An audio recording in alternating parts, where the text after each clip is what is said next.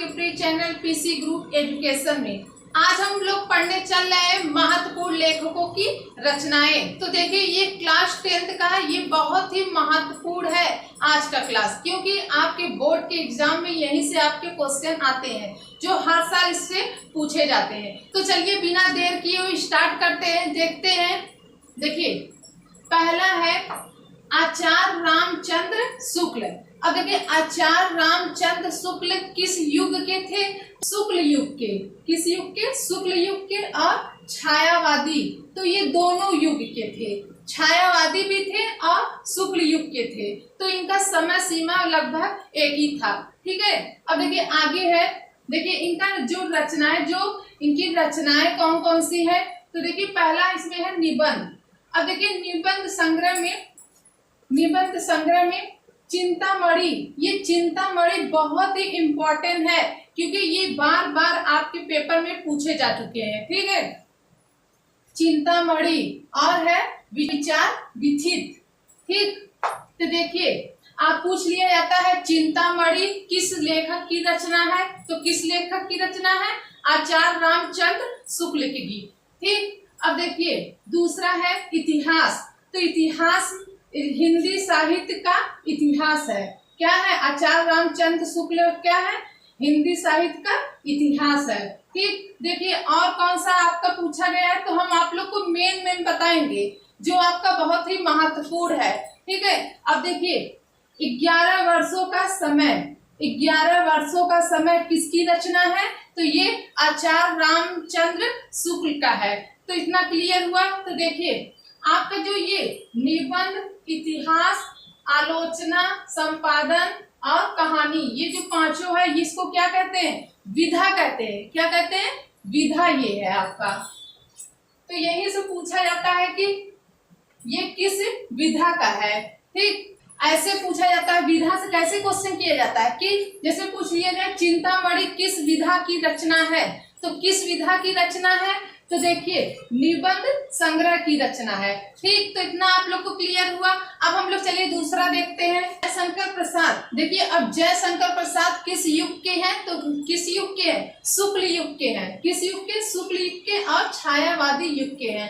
तो कौन है? जयशंकर प्रसाद जी हैं। ठीक है, अब देखिए इनका नाटक है, तो इनकी रचनाएं कौन कौन सी है? तो नाटक में इनका है चंद्रगुप्त, स्कंदगुप्त, अजात शत्रु, ध्रुव स्वामिनी, एक घूट सज्जन। तो देखिए ये जो ध्रुव स्वामिनी है ये बहुत ही महत्वपूर्ण है क्योंकि ये आपके एग्जाम में आ चुके हैं। और इनके ये सब क्या है? ये आप जयशंकर प्रसाद जी के क्या है? ये नाटक सारे हैं। ठीक, अब देखिए और देखिए आपका जो पेपर में आ चुका है वो है आपका, देखिए ये कामायनी। कामायनी तो वेरी इंपॉर्टेंट है, तो यहाँ पर लिख लीजिए वेरी इंपॉर्टेंट है क्योंकि कामायनी आपका पेपर में आ चुके हैं, हो सकता है आगे भी आ सकते हैं। अब देखिए झरना, लहर, आंसू, ये सब क्या है? ये जयशंकर प्रसाद जी के क्या है? काव्य है। ठीक, अब उपन्यास है कंकाल, तितली, इरावती, आपूर। तो ये सब क्या है?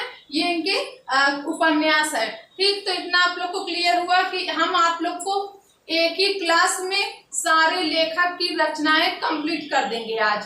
ठीक, चलिए आगे देखते हैं।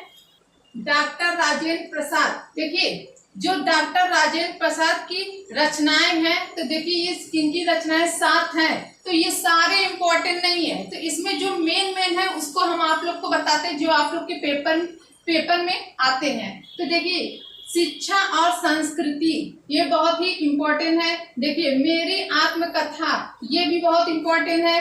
अब देखिए मेरी यूरोप यात्रा, ये भी बहुत इम्पोर्टेंट है। तो ये आपके बहुत ही महत्वपूर्ण है क्योंकि ये आपके पेपर में आते हैं। तो देखिए कैसे पूछा जाता है, शिक्षा और संस्कृति किसकी रचना है? तो शिक्षा और संस्कृति किसकी रचना है? आपके डॉक्टर राजेंद्र प्रसाद जी का रचना है। ठीक, तो इतना क्लियर हुआ कि इसमें देखिए आप लोग मेन याद कर लीजिए शिक्षा और संस्कृति, मेरी आत्मकथा, मेरी यूरोप यात्रा, ये आपके बहुत ही महत्वपूर्ण है। ठीक, तो आप लोग वीडियो को लाइक कर दीजिएगा, चैनल को सब्सक्राइब कर दीजिएगा, बेल आइकन को प्रेस कर दीजिएगा। चलिए अब आगे देखते हैं। डॉक्टर भगवत शरण उपाध्याय। अब देखिए ये किस युग के हैं, तो ये आधुनिक युग के हैं। किस युग के हैं? आधुनिक युग के हैं। देखिए इसमें इंपॉर्टेंट आपका कौन सा है? आलोचना। तो आलोचना में है साहित्य और कला, ये बहुत ही इम्पोर्टेंट है। ठीक, तो ये बहुत ही महत्वपूर्ण है, ये आपके पेपर में आ चुके हैं। अब देखिए आपका यात्रा सागर की लहरों पर, सागर की लहरों पर, तो ये भी आपके बहुत ही महत्वपूर्ण। तो सागर की लहरों पर ये किसकी रचना है? डॉक्टर भगवत शरण उपाध्याय का है। ठीक, तो देखिए आगे है पद्मलाल, ये किस युग के हैं? तो ये द्विवेदी युग के हैं। किस युग के हैं? द्विवेदी युग के हैं। देखिए इसमें इंपॉर्टेंट क्या है आपका? परिजात, परिजात और पंचपत्र, और देखिए मकरंद बिंदु, मकरंद बिंदु, और क्या लिखूं, क्या लिखूं भी आपके बहुत इंपॉर्टेंट है। कुछ बिखरे पन्ने भी ये आपके बहुत ही इंपॉर्टेंट है। ठीक है, आगे है कहानी संग्रह में आपका सबसे इम्पोर्टेंट कौन सा है? त्रिवेणी। त्रिवेणी किसकी रचना है? पद्मलाल के। अब हम लोग चलिए आगे देखते हैं रामधारी सिंह दिनकर। अब रामधारी सिंह दिनकर किस युग के हैं? आधुनिक युग के हैं। किस युग के? आधुनिक युग के। ये रामधारी सिंह दिनकर बहुत ही इम्पोर्टेंट आपका है, इनकी रचनाएं। ठीक, क्या है? बहुत ही इम्पोर्टेंट है इनकी रचनाएं। देखिए काव्य कृतियां, काव्य कृतियां में आपका देखिए रेंगुका, हुक्कार, इतिहास के आंसू, परशुराम की प्रतीक्षा, राम रश्मि रथी, कुरुक्षेत्र तथा उर्वशी, ये आपके बहुत ही इम्पोर्टेंट है। ठीक है, अब आगे है देखिए निबंध संग्रह में आपका सबसे इम्पोर्टेंट कौन सा है? अर्धनारीश्वर। अर्धनारीश्वर ये आपके बहुत इंपॉर्टेंट है। और देखिए संस्कृत के 4 अध्याय, संस्कृत के 4 अध्याय ये भी बहुत ज्यादा इम्पोर्टेंट है। इतना आप लोग को क्लियर हुआ? चलिए अब हम लोग आगे देखते हैं जयप्रकाश भारती। जयप्रकाश भारती किस युग के हैं? तो देखिए ये शुक्ल युग के हैं और छायावादी भी हैं। ठीक, अब देखिए इसमें की रचनाएं 4 हैं, तो इसमें देखिए सबसे इम्पोर्टेंट कौन सा है आपका? देखिए आनंद आकाश है। ठीक है, चलो चांद पर चले, ये आपके 2 बहुत ही महत्वपूर्ण रचनाएं हैं। ठीक, तो इतना क्लियर हुआ। अब हम लोग चलिए आगे देखते हैं धर्मवीर भारती। अब देखिए ये किस युग के हैं? आधुनिक युग के हैं। किस युग के हैं? आधुनिक युग के हैं। ये बहुत ही इम्पोर्टेंट है आपका, बहुत ज्यादा इम्पोर्टेंट है। ठीक है, अब देखिए इनकी रचनाएं कौन कौन सी है? तो इनकी रचनाएं देखिए सबसे ज्यादा महत्वपूर्ण कौन सा है? चांद और टुकड़े हुए लोग, ये आपके बहुत ज्यादा इम्पोर्टेंट है। बंद गली का आखिरी मकान, ये भी बहुत ज्यादा इम्पोर्टेंट है।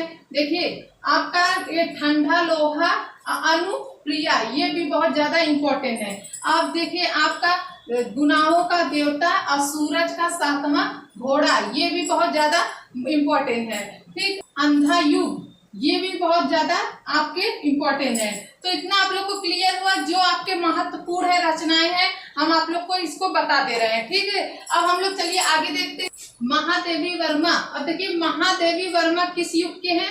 छायावादी है। क्या है ये? छायावादी है। ठीक है, अब देखिए इसमें इम्पोर्टेंट क्या है आपका? स्मृति की रेखा, ये बहुत ही महत्वपूर्ण है। अब देखिए आपका पद के साथी, ये भी बहुत ज्यादा महत्वपूर्ण है।